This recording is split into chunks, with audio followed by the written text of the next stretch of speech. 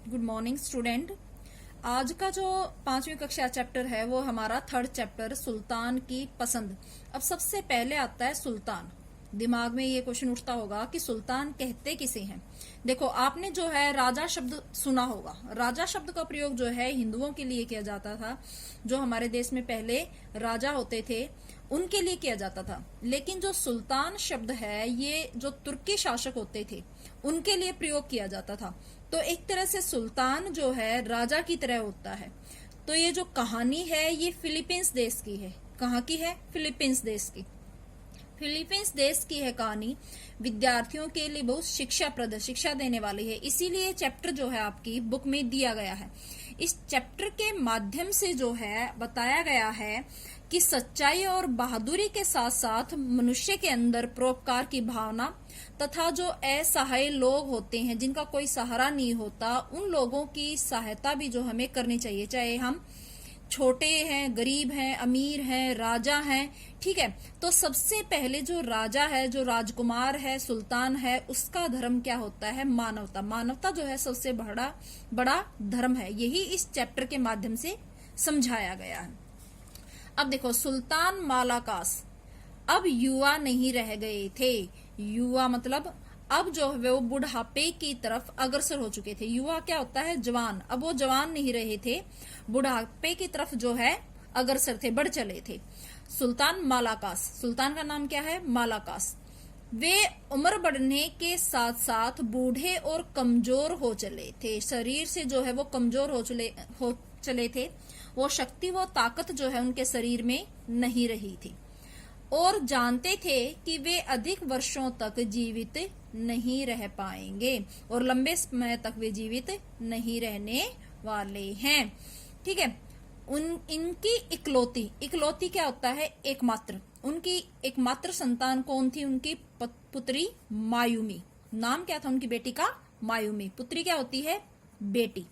बेटी सुता और तनया।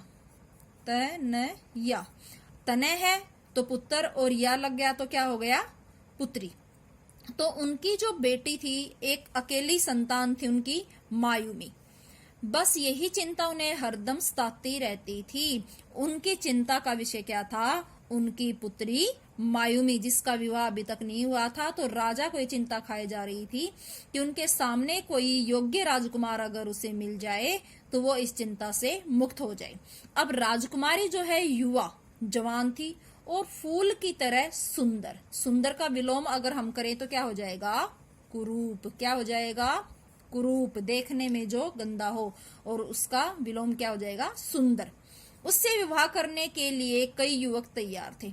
अब राजकुमारी जो है जवान थी और बहुत ही सुंदर थी, तो उससे विवाह करने के लिए कोई भी राजकुमार जो है तैयार था और सुल्तान की भी यही इच्छा थी।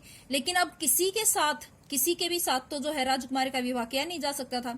तो उसके लिए एक योग्य वर की तलाश की जा रही थी और एक योग्य वर जो है राजा के लिए ढूंढना मुश्किल हो रहा था। कि राजकुमारी का विलोम क्या हो जाएगा? राजकुमार। राजकुमारी क्या है? ये स्त्रीलिंग। उसका पुल्लिंग क्या हो जाएगा? राजकुमार। उनके जीते जी विवाह कर ले।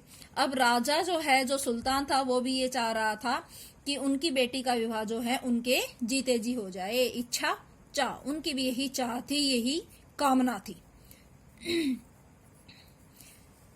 यह सोचकर उन्होंने मायूमी को बुलाकर कहा कि वे उसके विवाह की तैयारी करना चाहते हैं। उन्होंने अपनी बेटी मायूमी को अपने पास बुलाया और उसे बताया कि वो जो है उनका विवाह करना चाहते हैं और साथ में समझाया कि अब उनके पास ज्यादा समय नहीं है, वो बूढ़े हो चले हैं और उनकी जो जिम्मेदारी है वो है उनकी बेटी का विवाह। वो इस जिम्मेदारी से अगर निपट जाएं तो वो शांति से मर सकते हैं।